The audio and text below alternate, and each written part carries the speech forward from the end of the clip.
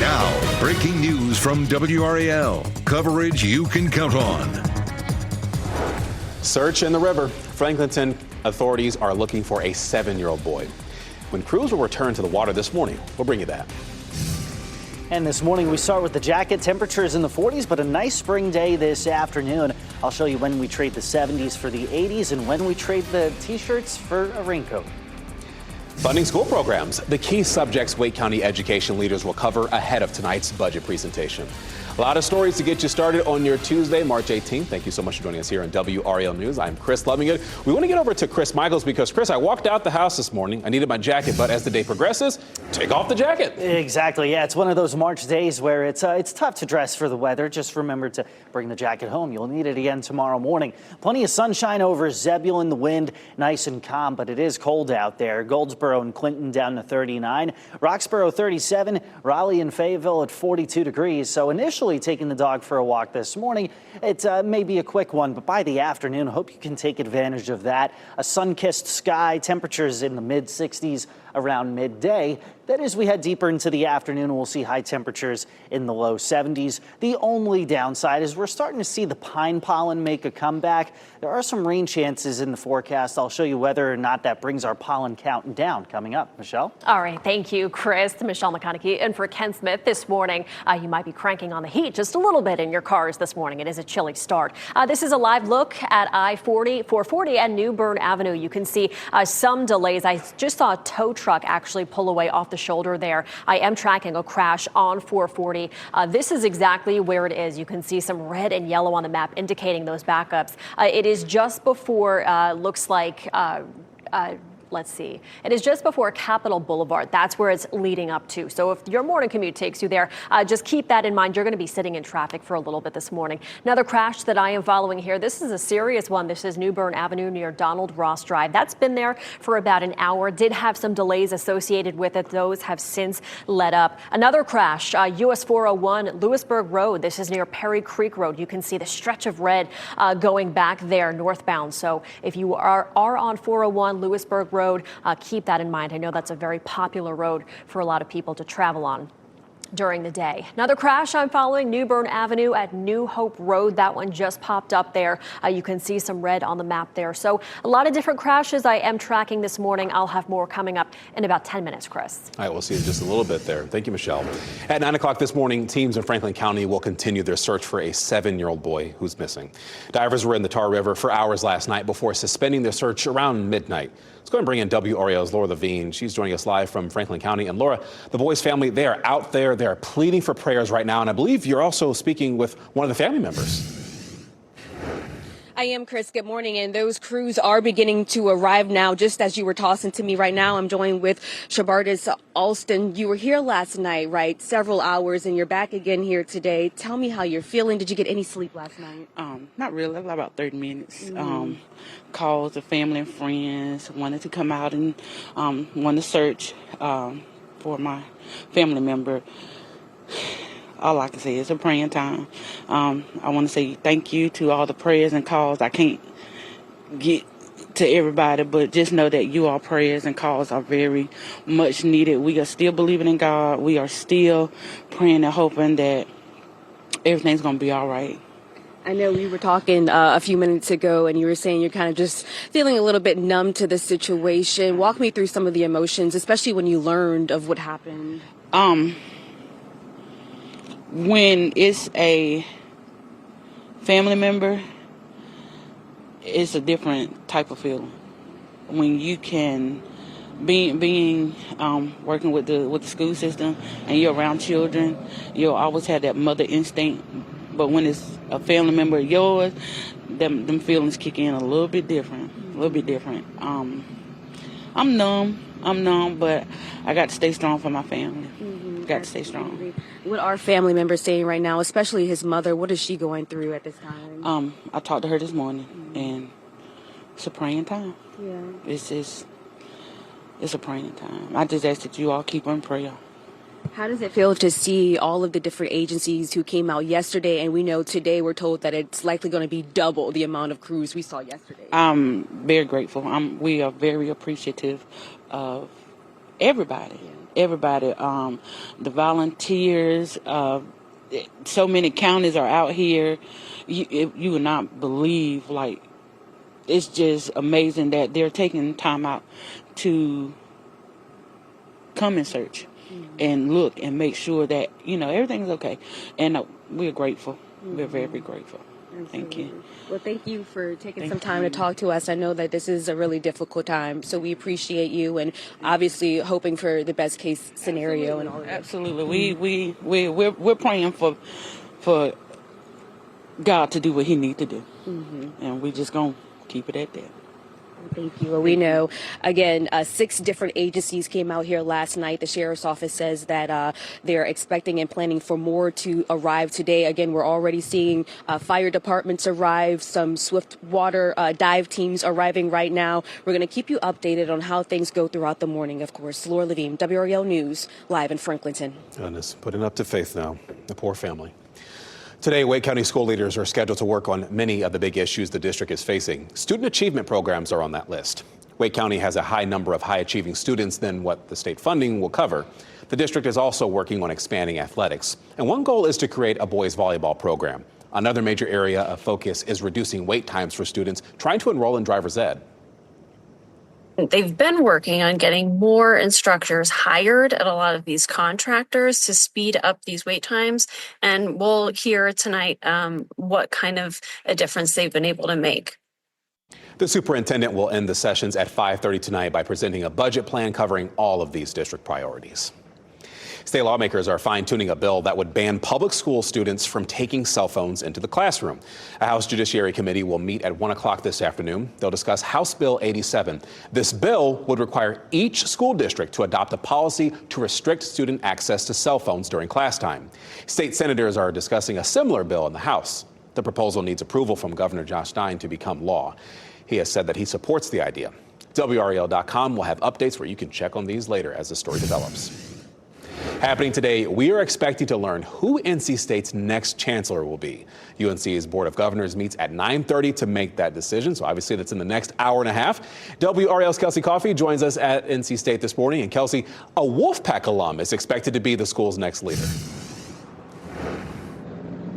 Yes, Chris, a new leader is set to come here to NC State within the next few months. The UNC Board of Governors is set to make an announcement today about who they have elected to be the new chancellor. 24/7 Sports cites multiple sources saying Kevin Howell is the pick. We're working to confirm that with our sources. Howell already has ties to the university as a former student. He has been the Chief External Affairs Officer for UNC Health for about a year. And before that, he held multiple roles at NC State, including the Vice Chancellor for External Affairs and the Vice President for External Affairs for the UNC system. If elected, Howell would become the 15th chancellor of NC State. He would take over after Chancellor Randy Woodson steps down in June.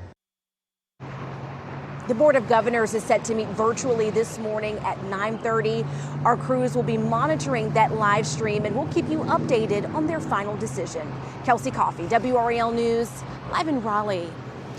Around 1 o'clock this morning, Lake Wheeler Road reopened at I-40 in Raleigh. The bridge over I-40 was closed for more than 9 hours because of a 2-vehicle crash.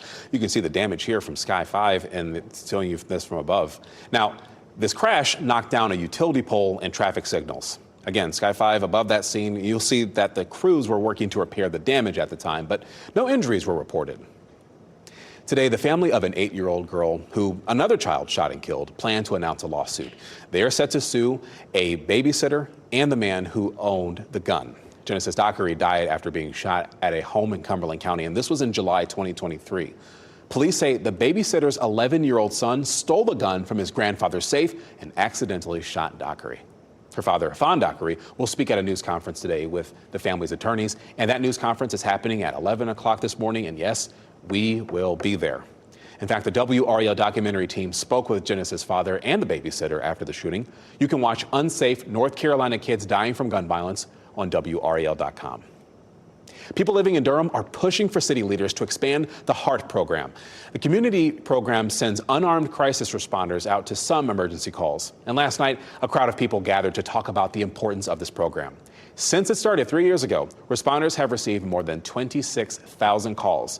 And there's also a push to go beyond city limits to cover all of Durham County, and that includes serving Durham Public Schools. A lot of folks, when they show up the first time, they're like, what's happening here? Because unfortunately, we still have a lot of folks in the community who still haven't heard of HEART, the program. So we're doing a lot to get the word out still about what it is and the benefits of it. And of course, we'll follow this story as it develops. Your time is 8:10. Airstrikes kill 400 plus. Early morning Israeli airstrikes hit the Gaza Strip. What this means for the shattered effort to extend a ceasefire. And returning home from space, the 2 astronauts stuck aboard the ISS for months are coming back. When we'll see them splash down today, we'll walk you through it. And looking at our weather, our next weather maker producing everything from winter weather to strong winds to wildfires across the plains. I'll show you why it won't be as significant once it gets here, coming up.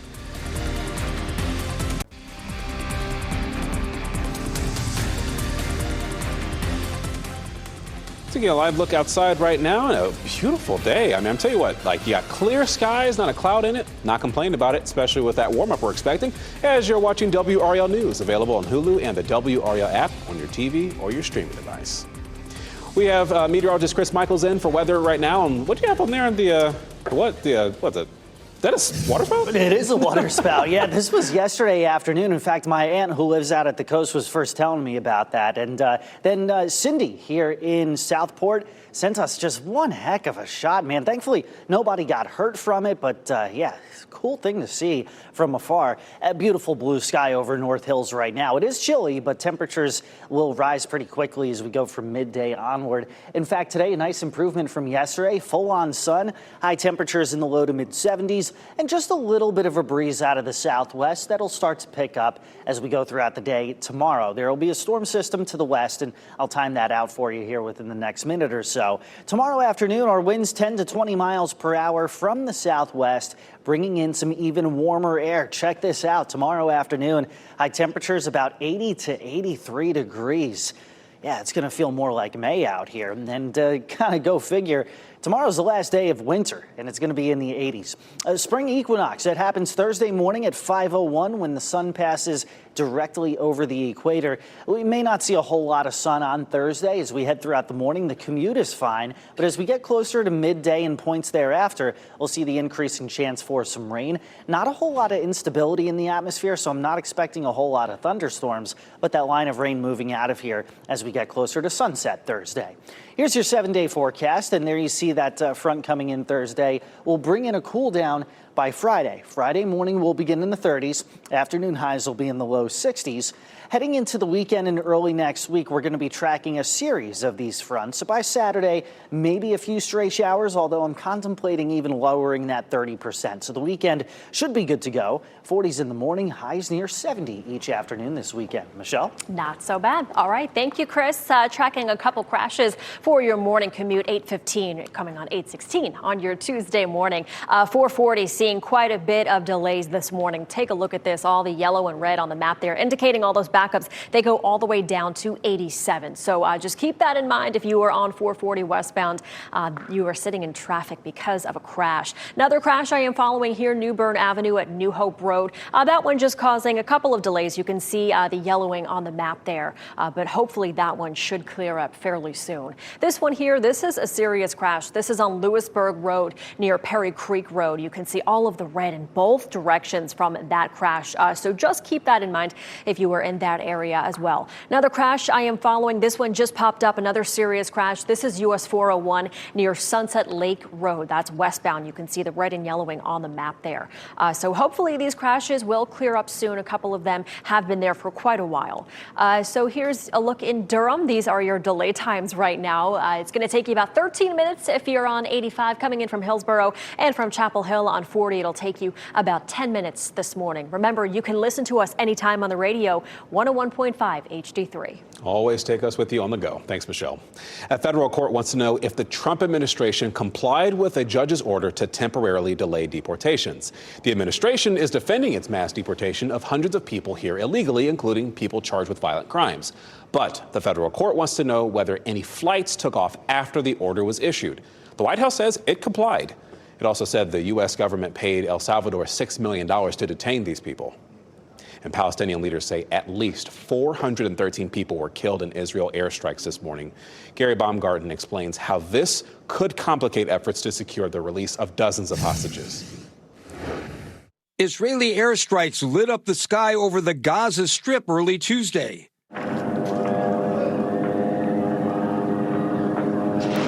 As the IDF launched its biggest barrage targeting Hamas militants in the region since the ceasefire stopped fighting back in January and saw the release of roughly 36 hostages in exchange for about 2,000 Palestinian prisoners. The Israeli Air Force initiated a series of attacks against Hamas targets in Gaza. Israeli Prime Minister Benjamin Netanyahu ordered the strikes after ongoing talks to secure the release of remaining hostages and extend the ceasefire showed no significant signs of progress. We will show no mercy on our enemies. Let me be very clear. Israel will not stop until all of our hostages are back home. Israeli officials are vowing to bolster the use of force in the Strip if need be. Hamas leaders say the IDF strikes are hurting the fate of the remaining hostages and are calling for a complete Israeli withdrawal from Gaza. The Hamas-run Gaza Health Ministry says Tuesday's strikes killed dozens of people.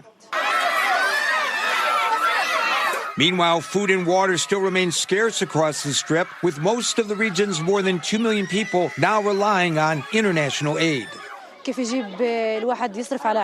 is no work, no housing like before, no care, no food, no life requirements. Even simple things like vegetables and fruit are no longer available. That was Gary Baumgarten reporting. Hamas says senior security official Mahmoud Abu Wafda is among the people killed in the strikes. The Israeli military says the strikes will continue for, quote, as long as necessary, and its military action will extend beyond airstrikes. Jeff Hogan in the WRAL Live Center with some brand new information coming out of the Dominican Republic this morning. The college student that's been missing since March 6th. Her parents have written a letter now to police in the Dominican Republic, and they've asked them to stop their search. Sudisha Kananke's parents have written that letter to police and asked them to declare their daughter dead. There's no foul play suspected. They admit that, but there's been no body found either. It seems odd, but police say she may have drowned. And Joshua Ribe, she was on vacation there for spring break on that trip in the DR. Joshua Ribe is reportedly the last person seen with Kananke. He's been cooperating all along in the search, and he has not been charged with any wrongdoing. So, just a terrible development you hear from her parents out of this. No, they just want answers clearly, but they're still suffering, obviously. Thank you, Jeff. Now, you probably remember this video from last week, right? A man was escorted from a town hall meeting in Asheville. That was because he got into a shouting match with a North Carolina congressman. Well, now that man is making it clear he has no regrets. Jay Carey is a disabled veteran, and the 54-year-old became angry with Congressman Chuck Edwards. That's because of his support of some of President Trump's actions. Kerry says that as a veteran, he feels neglected and he feels isolated. And he says the congressman is not thinking for himself on the important issues. He spent so much time in the beginning, about the first 20 minutes, patting himself on the back, telling people how good of a job he's doing, how good of a job Donald Trump is doing, how much he supports Donald Trump, how much he says Donald Trump supports the Constitution, which he does not at all.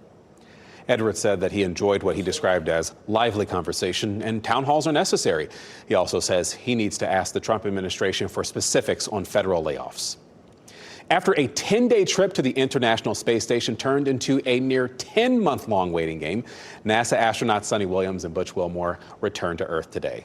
Video shows NASA SpaceX Crew 9 making preparations to return last night. The hatch closed shortly after 11 p.m. The crew is expected to splash down just before 6 o'clock tonight off the Florida coast. And you can look for that moment during our 6 o'clock newscast on WRAL News tonight. The Triangle is about to experience March Madness. Opening weekend of the NCAA tournament will hit Raleigh, Chapel Hill, and Durham. 20 of the country's best basketball teams will be here, along with their fans. And all three of the Triangle's ACC women's teams are top seeds and will host the games. Some of the best men's teams, including UConn, Florida, and Duke, will play at Lenovo Center. Top teams cost top dollars, though. Ticketmaster shows the best seats are going for more than $1,000. Now compare that to Milwaukee, where the tickets cap out around $600. The tournament is expected to bring in $10 million to Raleigh alone. They're going to be going out and they're going to want to experience some of the local flavor, especially the NC State themed type restaurants.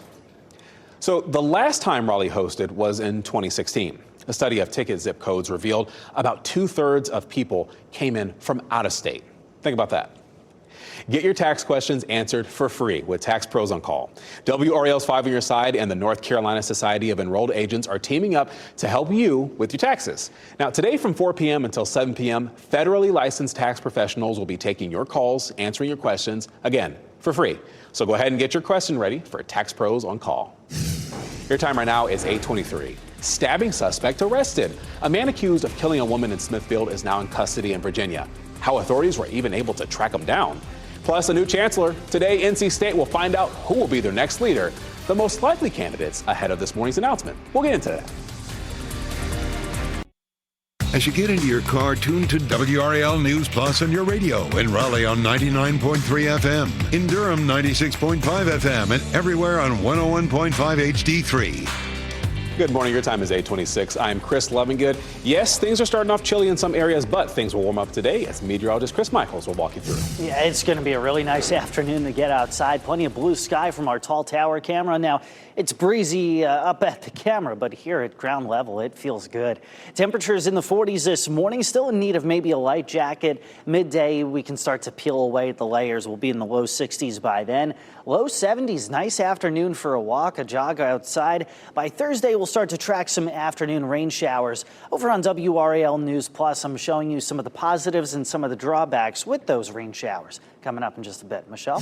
All right, thank you, Chris. And it's busy out there on the roads this morning. This is a live look at 440 at New Bern Avenue. You can see all the traffic there. There was a crash on 440 that has since cleared, but I want to show you a couple other crashes that we are monitoring this morning. It has been a very busy morning. This is a crash, New Bern Avenue at New Hope Road. That one not causing any delays this morning, but one that is causing delays. This has been here for a little bit. This is a serious crash, Lewisburg Road near Perry Creek Road. I know that's a very busy road for people to commute on this morning. So if you are sitting in traffic there, that is why there is a crash. Another crash here, US 401 near Sunset Lake Road. I will have more on what's going up in our northern communities coming up in just a bit. Emergency responders and dive teams are back near the Tar River this morning where you're looking live right now. They're continuing their search for a missing 7-year-old boy. Dozens of teams were at the river in Franklinton yesterday evening, and that search, again, it's unfolding right now, and if we learn more this morning, we'll of course bring it to you here on WRAL. And Wake County school leaders will meet to go over district priorities today. The session will run all day, covering everything from driver's ed to gifted program funding. Next on WRAL News Plus, a state bill under consideration to ban city DEI programs. Now, breaking news from WRAL. Coverage you can count on. A missing 7-year-old boy. Authorities are resuming their search this morning, and we have a check-in on the scene as trucks with dive teams and investigators just arrived. And this morning, still in need of at least a light jacket. Temperatures about 15 to 20 degrees colder than yesterday morning. I'll show you why that's not necessarily a trend that takes us through the afternoon coming up. Plus, a new leader. NC State will find out who will be their new chancellor this morning. A look at the candidates being considered for the job. Thanks so much for waking up with us here on your Tuesday, March 18th. I'm Chris Lovingood, and we want to get over to meteorologist Chris Michaels. Chris, I mean, the big weather story today, it's going to be nice outside. Exactly, and that's a big weather story we like to share with you guys, especially after the past 2 days. We got plenty of sunshine, a little bit of a breeze just outside the legislative building there in downtown Raleigh. It's still chilly. Raleigh's at 42, Clayton's at 38 degrees, Cary and Wake Forest at 35, Durham at 45 degrees. So we'll go from that to then midday temperatures right at about 60 degrees. Beautiful day for lunch outside if you're contemplating that for your lunch break this afternoon. After school practices look even better. That's going to feel really nice. Temperatures upper 60s at 2 and 6 p.m. with highs today in the low 70s. Now there's going to be more pollen as we continue to warm things up. There are some rain showers in the forecast Thursday. We'll time those out and show you if that washes the pollen away. Coming up, Michelle. Thanks, Chris. Heat on in the car in the morning and maybe the AC on the way home tonight. Okay, we're taking a look at a couple crashes, I should say. We're going to start with this one. There was a crash on 440, still seeing some major delays on 440 from that crash, but that crash has cleared. We are looking at this one, New Bern Avenue westbound on New Hope Road. That's been there for a little while. Not seeing any red or yellow on the map, indicating there aren't really any delays from that one. This we are seeing delays from. This is a serious crash on Lewisburg Road near Perry Creek Road. You can see a little bit of the red there. So just keep that in mind if that is a road that you use to commute this morning. Another serious crash, US 401 near Sunset Lake Road. This one not seeing any delays from that one. So that is some good news. We are also tracking our drive times up in Durham for you this morning. The heaviest delay you're going to see is coming in from Hillsborough and 85. That's going to take you about 13 minutes. And from Chapel Hill, if you are on 40, that'll take you about 7 minutes this morning, Chris. All right, thank you, Michelle. Happening at this very moment, teams in Franklin County are searching for a 7-year-old boy again.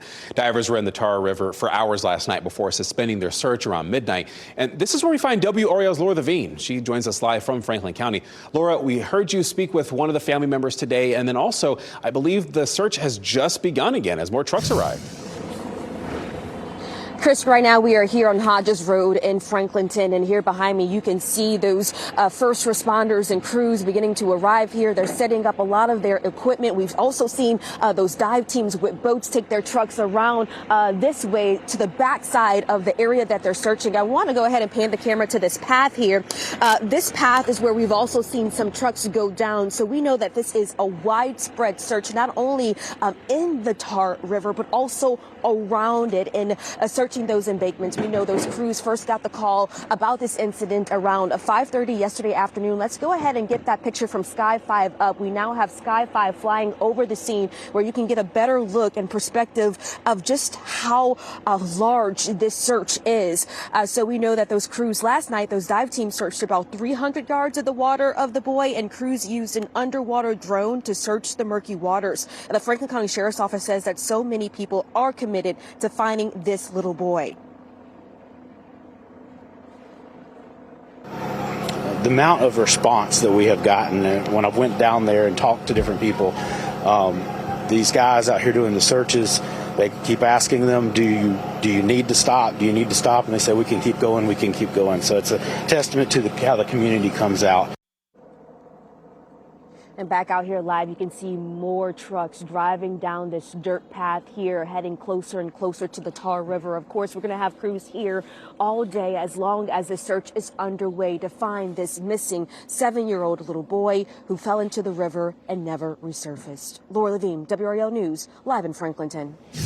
A driver was killed during a crash on South New Hope Road in Raleigh, and police say that happened just before 11:30 last night. This was near South Rogers Lane. You're seeing this video from the WRAL Breaking News Tracker. Our team saw white sheets draped on a car off the road, and the coroner's van was there on the scene. And so we're working to learn more about what led to this crash even happening. Today, Wake County school leaders are scheduled to work on many of the big issues the district is facing, and student achievement programs are a part of that. Wake County has a high number of high-achieving students than what state funding will cover. The district is also working on expanding athletics today. One goal is to create a boys volleyball program, and all of these areas will be considered in the superintendent's budget plan to be presented tonight. The school system is facing a lot of budget challenges right now. They're already trying to save money for next year by having a 90-day hiring freeze on non-essential positions. Next year, the district is opening 4 new schools. They're expecting to enroll more students, so that will mean more local money for things like teachers and other things the state doesn't fund. We'll be sure to bring you more information on this as soon as we learn of any changes made by Wake County schools. Happening today, we are expecting to learn who NC State's next chancellor will be. UNC's Board of Governors meets at 9:30 to make that decision. And WRAL's Kelsey Coffey shares a Wolfpack alum is expected to be the school's next leader.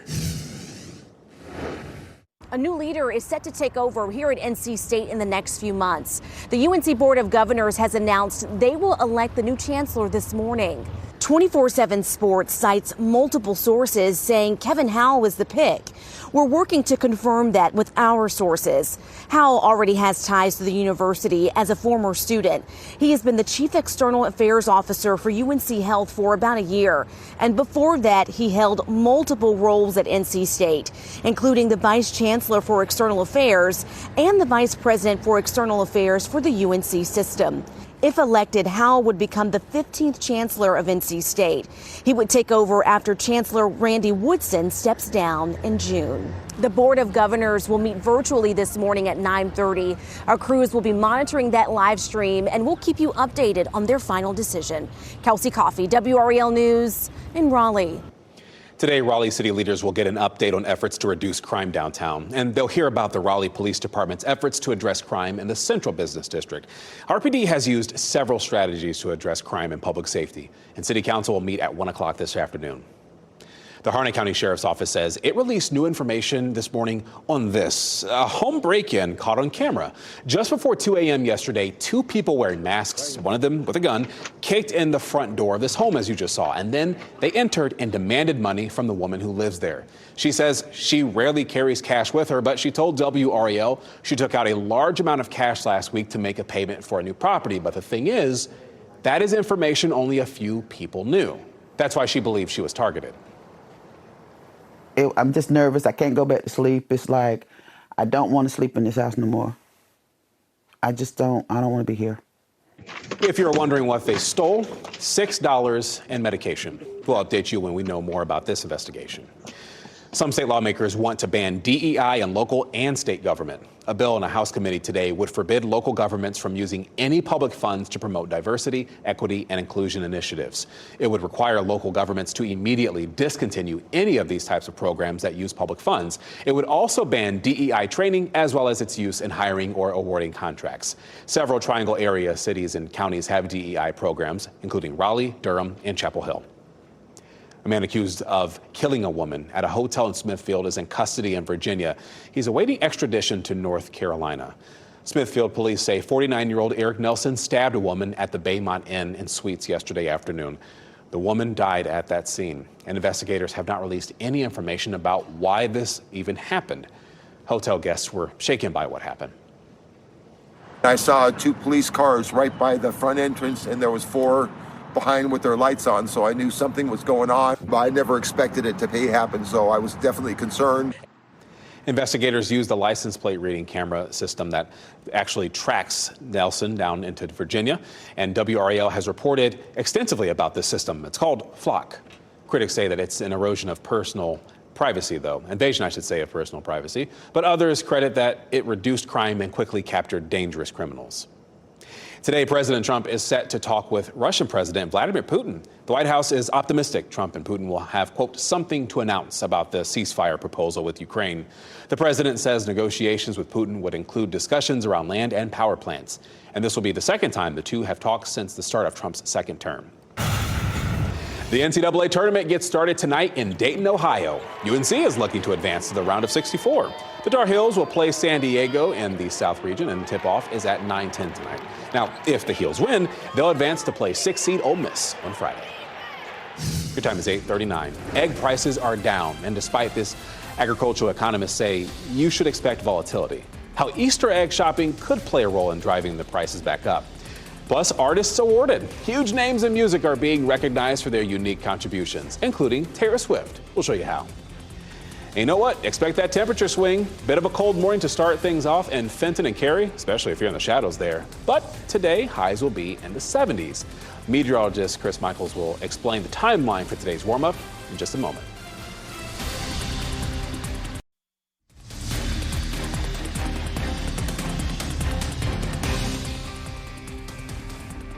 Got a little aquamarine in the sky, a little cobalt, sapphire. Definitely as you're waking up in Durham this morning. That's right, Chris Michaels. I know different colors of blue. Man. That's right, I know things. I'm about to have a son. I have to know all the colors.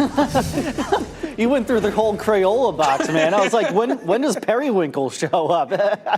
8:44 this morning, a whole lot of sunshine and blue sky over Apex as well. Great to see. Town by town, temperatures in Cary, 36. Holly Springs, Fayetteville, Garner, Durham, And Goldsboro have a lot in common here at 42, starting out with the jacket this morning. Maybe the heat on in the car briefly, but as we go throughout the day, that sunshine is going to make things feel pretty warm inside the car. We'll be in the low to mid 60s at lunchtime. It's windows down weather for the evening commute with temperatures in the low 70s today. Thank high pressure for all those shades of blue out there. Sinking air with high pressure leads to more sunshine. By tomorrow, we start to see the wind curling around that high pressure at southwest, coming in a high temperature of about 81. Then a cold front moves through on Thursday. It's going to drop our temperatures. It's also going to bring in some rain. Now, there's some advantages and some disadvantages to that. Number one, we get a 1/10 of an inch to 1/2 an inch of rain. We can still use some in parts of the area. There's not much instability, so I'm not expecting severe thunderstorms. That's not enough rain to really go putting a huge dent in the pollen count, however. And it's also coming in from the west, where they continue to deal with dust storms and wildfires and things like that. So there's at least the potential that we see some of that dusty rain coming back into the mix. So your 7-day forecast here, we've got temperatures in the low 80s tomorrow afternoon, after starting out in the 40s. We'll be in the 50s first thing Thursday morning. Most of our showers Thursday come during the afternoon. Thursday, by the way, the first official day of spring. By Friday, we start out much colder behind that front. We'll go from the 30s to the lower 60s. And then the weekend in decent shape. We'll start out with temperatures in the mid 40s, highs around 70 degrees. Not expecting much in the way of rain Saturday, so I don't necessarily think that we have to go canceling our plans. Next storm system comes in on Monday, gives us a pretty decent chance of showers and maybe some thunderstorms. By then, even by then, we'll see temperatures in the low 70s. Chris? Just for a moment here, I think we have a situation that's unfolding on I-40. Let's bring in Michelle McConaughey right now, because that situation, I mean, you could see just how backed up traffic is there, Michelle. Yeah, I wanted to just have a look at this really quickly here. This is I-40 at Aviation Parkway. You can see the massive delays. This is because of a crash that is on 40 right now. You can see some pretty heavy delays really in both directions, but I want to show you exactly where this crash is happening on the map, just to give you an idea. You can see here it is I-40 eastbound near Aviation Parkway eastbound. That is where the crash is, but you can see some pretty significant delays in both directions. So, you know, if you are heading towards 40, you might want to get off on 540 and take that around to Glenwood Avenue. That's going to be a better route for you this morning, because we are seeing some very heavy delays. One lane is blocked because of this crash, so that's something we will keep an eye on. Two other crashes I'm also keeping an eye on for you this morning. This is I-40 eastbound near Hammond Road and US 70 near Wilmington Street. Those are also two crashes that just popped up, so I wanted to show you those as well. This was a crash here on 401 on Lewisburg Road, but that has since cleared. So I'm going to head back to the traffic center and see what else I can find, Chris. Yeah, let us know if you get anything. Thank you, Michelle. Let's get back to this story. The man accused of shooting a 15-year-old in Nash County is being held on a $500,000 bond. Zachary Bryant had his first court appearance yesterday, and he's accused of shooting the teenager in the head on Friday. Bryant says that he saw two people drive away from his home on Savage Road that night. That's why he grabbed a gun, and he claims tools were stolen from his truck. And when he saw the vehicle again, he fired into the vehicle, hitting the 15-year-old driver. Again, this is coming from investigators. That person who was hit is in critical condition at Wake Med, and Bryant is facing 4 felony charges. A Durham man is sharing his experience after a massive fire destroyed homes, and this happened on Beach Mountain in western North Carolina. Trader Wolf was at Beach Mountain there, and he spoke about what exactly happened when the fire broke out. He happened to be at a condo when this happened and said that lightning struck the back of a deck nearby. That's when he rushed to make sure all his neighbors were able to escape. That's when I grabbed the light and ran back down to the scene and started banging on all the doors of the occupants of those townhouses. DeWolf says he's glad everyone was able to make it out safely, and fire investigators have not confirmed that part of the story, though, in terms of the lightning hitting the deck, starting the fire. While egg prices have started cooling, the demand is expected to heat up in the Easter season. Rich Edson takes a closer look at why egg costs will likely remain volatile. Easter is only about a month away, and high egg prices are cracking some consumers' hopes of a cost-effective holiday. It gets real frustrating to watch that price continually creep up. From ingredients in desserts to dyed decorations, eggs are a hallmark of the Easter season. But prices have risen dramatically thanks to recent outbreaks of bird flu. The avian influenza has eliminated more than 160 million birds in the United States over the last few years. The disease is highly contagious among birds and usually requires wiping out an entire flock when the virus emerges on a farm. As we eliminate these birds, it takes 6 months to replace those layers, which can create these really nasty supply chain bottlenecks as we develop our egg supply here in the United States. Though a recent report from the Department of Agriculture shows egg prices are finally starting to fall. The average egg price that we expect to spend at the grocery store is about $2 a dozen. Now, as of this week, egg prices are sitting at about $4.90 a dozen, so that feels very elevated. But believe it or not, that's actually significantly lower than what the prices were last week. Still, agricultural economic experts predict egg prices will remain volatile.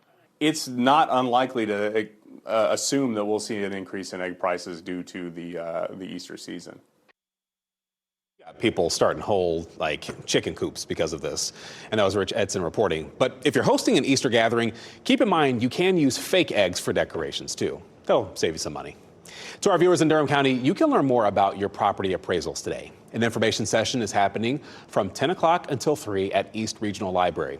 Other sessions will happen later this week at the main library, Southwest Regional Library, and another library that's in town as well there, the Southwest one, in fact. Sessions will also be held next week. It was a musical celebration last night at the iHeartRadio Music Awards, and Ashley Dvorkin has your recap this morning. What's up, music fans? Fans celebrated their favorite artists at the iHeartRadio Music Awards hosted by LL Cool J. I want to say a big thank you to our LA firefighters, first responders. As he opened the show, he acknowledged those on the front lines of the LA wildfires, as well as those who contributed to fire aid for LA wildfire relief. I'll keep on rocking and rolling to keep making music and better songs. Among this year's award winners were Alternative Artist of the Year, Green Day. SZA was named R&B Artist of the Year. Thank you to the people, the listeners, the fans that have believed in me. Song of the Year went to Benson Boone for Beautiful Things. Life moves so fast. It was a night full of performances, starting with Album of the Year winners Billie Eilish and Phineas. Also center stage were Breakthrough Artist of the Year Gracie Abrams, Landmark Award recipient Nelly, Hip Hop Artist of the Year Glorilla, Latin Pop Urban Artist of the Year Bad Bunny, and Kenny Chesney. Tour of the Century, I really can't tell you how much this means to me. Taylor Swift accepted Tour of the Century via video for the Eras Tour and shared an exclusive performance from the start of that run 2 years ago. Thank you, iHeart, for this incredible honor. In other special honors, Mariah Carey received the Icon Award and Lady Gaga was given the Innovator Award. On the one hand, I feel like I've been doing this forever. And on the other hand, I know I'm just getting started. That was Ashley Dvorkin. A South Carolina community held a special farewell for a beloved alligator named Walter. Organizers of that vigil say their neighborhood was shaken after Walter was killed. South Carolina Department of Natural Resources contractors euthanized it on Friday. Last week, managers of the neighborhood sent a letter to residents. It said the department was contacted after Walter was seen on property several times. We watched him here every day. We walked by him. Nobody bothered him. Nobody fed him. So he was a piece of the community. And even though he was a cold-blooded animal, we all loved him, and it tore us all up. So I didn't listen to that until this very moment, and she sounded very upset there. Alligators are federally classified as threatened because of their similar appearance to other endangered crocodiles. However, state-approved programs are allowed to manage the population as they see necessary. So keep that in mind. Keeping our eye on several situations today here on WRAL News, including that backup on I-40. We'll get to that in just a moment here. But we do want to make sure that we give you your winning NC Education Lottery numbers. Again, on check and on weather and traffic comes up in just a second here.